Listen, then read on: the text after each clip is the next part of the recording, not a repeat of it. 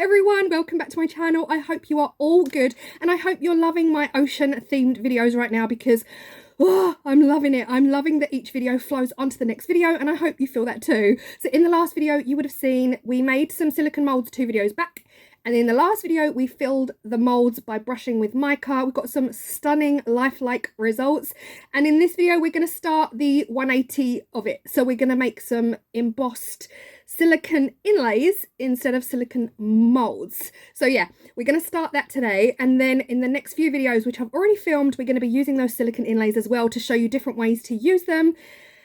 Yeah, I'm in love with the series, and it's so funny because off the back of this video I think there was like 2 or 3 comments that said, can we now make inlays with those? And I was like, oh, it's filmed, it's done, it's coming.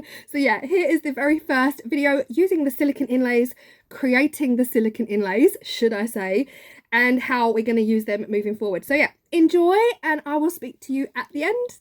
The polymer clay that I'm using for the inlays is exactly the same polymer clay that I used to backfill the seashells to make a mould of them. So we're pretty much just doing the reverse. We've done our mould, we've made our mould, and now we're doing the inlays. It's pretty much the opposite of making a mould. So I have got Sculpey here on the left and I've got Fimo on the right. Now you can use any polymer clay. These are the ones I just have, and that's it. I've run out now, so I do need to get some more.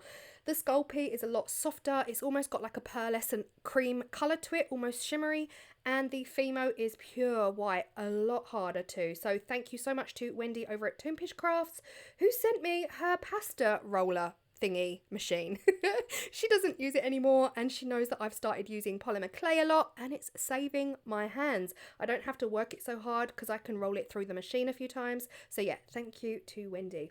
If you did see my very first inlay video, you'll know that it took me a while to kind of get to grips with it. I'd never done it before, so you really just have to look at what it is you want to mold. Anything. You could literally find anything in your house, any shape, any object, ornament, shove it in polymer clay and make an inlay from it. You just have to keep in mind, how deep are your molds? You don't want to make a silicone inlay that is just too deep for the molds that you're going to be using it for in future. Step number 1, make sure you have got cling film down over your mould, because I did actually shove this into the clay and then remembered, oh no, I need cling film. Cling film saves lives. It really helps pull your item back out of the clay whilst still leaving a really detailed embossed detail in the clay surface. So yeah, cling film all day long.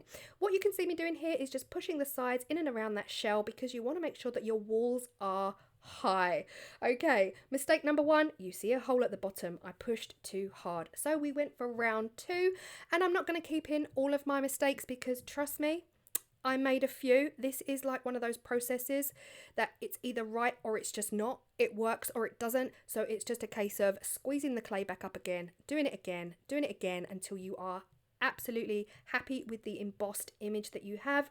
And this was probably, I don't know, I want to say attempt number 2, but it was possibly attempt number 5, and we got there in the end. And because I am tight and I am running out of oven baked clay super fast, I decided to cut off the edges again like I did in the original video. So I'm just using my cookie cutter to go around and take off any of that excess clay that I need. I really need it.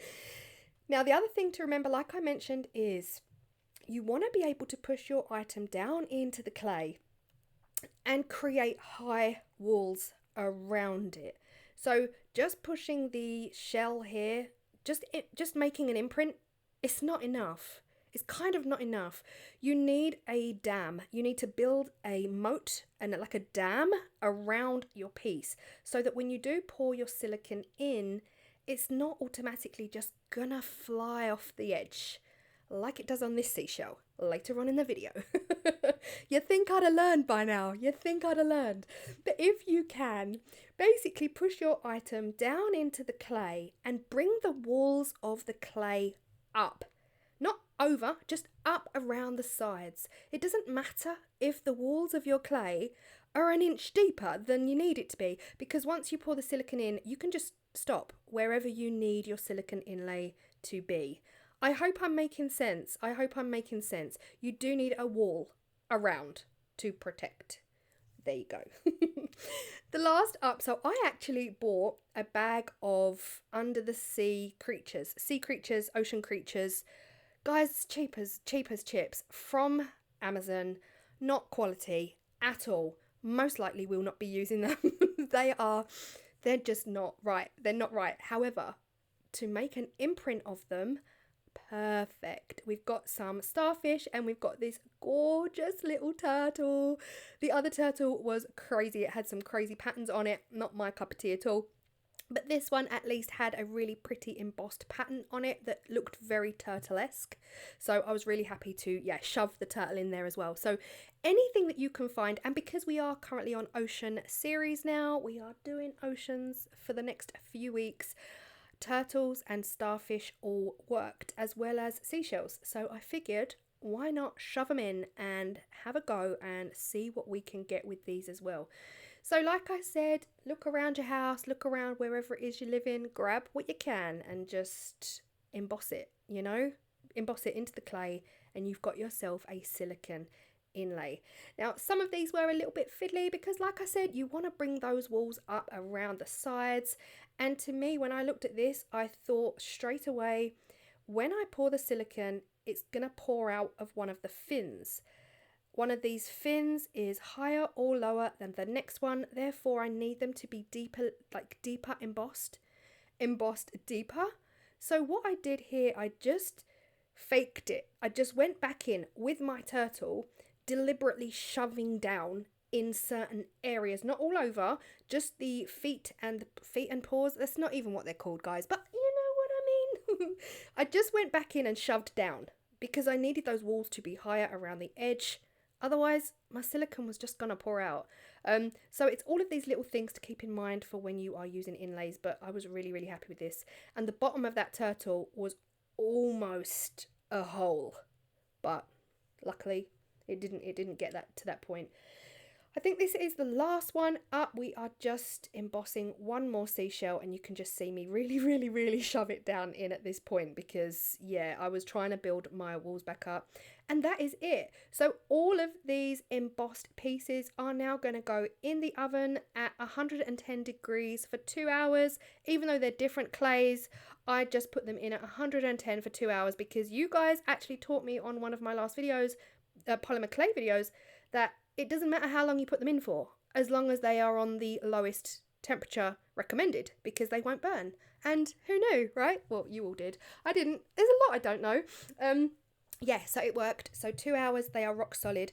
But what I am doing here, this is the next day. I took them out of the oven. I let them sit overnight, 24 hours, to fully and utterly cool down, air out, cure, whatever it is that polymer clay does, because if you watch my first ever video on this, it was a hot, sticky mess. It didn't work. I think I poured the silicone like 2 hours after taking them out of the oven. It didn't gel, it was just hot and sticky. It just didn't work, and hours later they were all just wet. So yeah, I decided leaving the polymer clay overnight would be the best bet.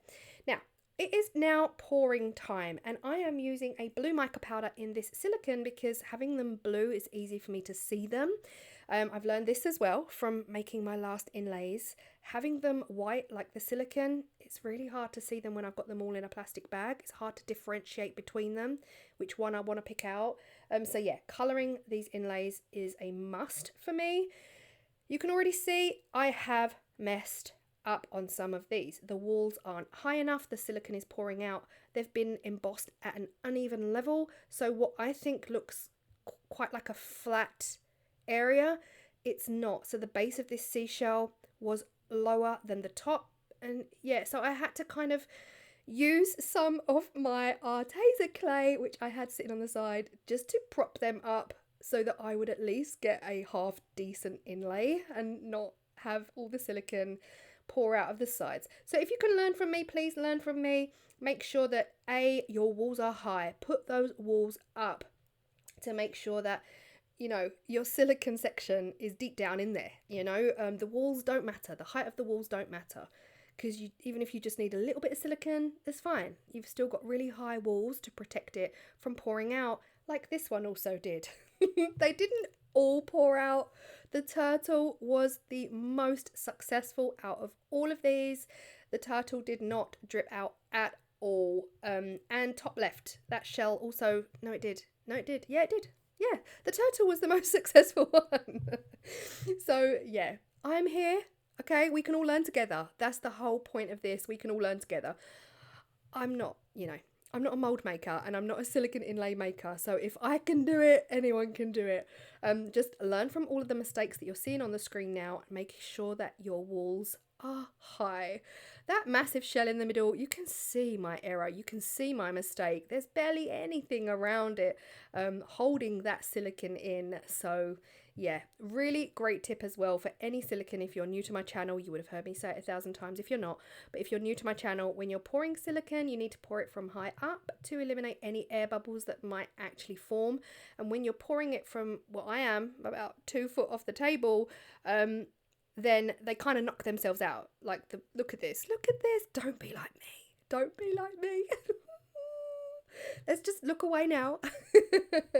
I did in the end, after I, stopped filming, I did just go around with a wet wipe and some tissue and just clean up this, because this mess was real. The mess was real. I also had loads of silicone left over, so I poured it all into a separate mold.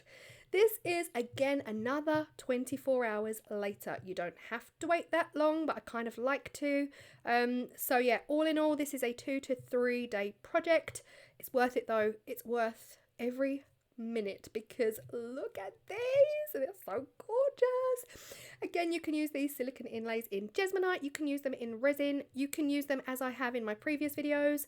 Put them into the resin, lay them down into the resin, put them in your mold first, pour the resin on top, peel them out afterwards. You can use it with pouring compounds such as Jesmonite, concrete cement. Put them in your mold first, pour over the top, flip upside down, take them out afterwards. So there's lots of different ways you can use these, and I have already used them in the most beautiful Jesmonite video that will be up next. And I'm so inspired by oceans that I'm just loving the ocean series. If that makes any sense to anyone, please let me know you with me and you feel me, because knowing that you've got a theme and you've got a running theme and it's going to go on for the next few weeks, so many ideas form, and you know that you've got time to actually do them. You've got the time, you've got the luxury of time now, because we're doing oceans now. So whatever I think of tomorrow, I can do it, because I know I've got weeks. I'm doing this until at least the end of August, beginning of September. So hopefully every video will be pretty different to the next. I'm not hopefully going to repeat myself, but yeah, I'm really loving the way these came out. Now check out this turtle. This turtle, I would say, is the most successful inlay from today's video. How cute is he? He's got the entire pattern on him. He embossed perfectly. Even through the cling film, the pattern on that plastic thing, the plastic turtle, came through the cling film. Really worked a dream. Ignore all the mess, guys. I have never claimed to be, nor will I ever claim to be, professional. And who wants to be neat anyway when they're crafting? This shell is stunning. Absolutely stunning. I'm already envisaging some embossed in Jesmonite. You know, the polyurethane technique with inlays, embossed inlays. We're bringing back out the chameleon powders. We are going, everything we can do with these, we're gonna try it. And I am so excited about it. Anyway, that is all.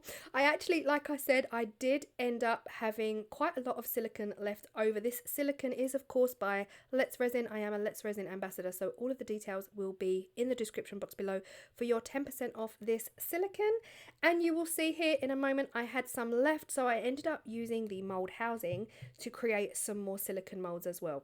And this was actually so successful. So like, I know this video is showing you how to make the silicone inlays, and these are going to be silicone molds similar to the last video. But the point is, when you've got leftover anything, any leftover silicone, you can pour it into your ready-made inlays, you know, your polymer clay. Grab them out, pour them in. You've got yourself another silicone inlay.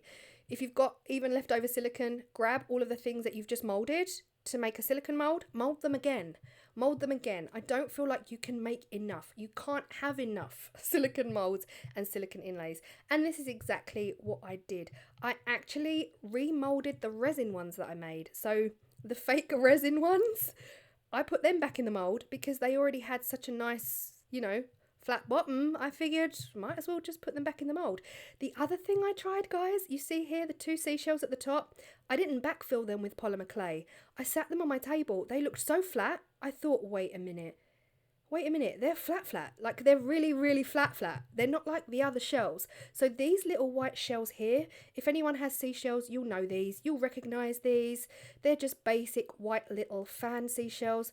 I didn't need anything for them. They actually stuck down to the sellotape like a dream, barely any seeping under. So now we have 2 additional molds. So yeah, I'm so happy. This is such a gorgeous little square as well. I've got 1, 2, 3, 4, 5, 6 seashell molds in this one little square of the leftover. I did make a lot of silicone in the leftover silicone. So guys, world is your oyster. Excuse the pun. Get your silicone, do what you've got to do, mould everything, make a mould. Then once you've made a mould, make an inlay. So you've got exactly what you need. You've got the mould version and you've got the inlay version. And that is what I love about this, because every video leads on to the next video. I'm absolutely in love. And yeah. Thank you so much, guys. If you are still here at the end, I really appreciate you. These came out honestly dreamy. I've already filmed 3 videos using them. 1 is Jesmonite and 2 are epoxy resin, and I am utterly head over heels in love with the results. So I hope you will join me. My videos are Mondays, Wednesdays, Saturdays. And yeah, I'm loving this series so far, and I appreciate you all, and I'll see you in the next video. Bye.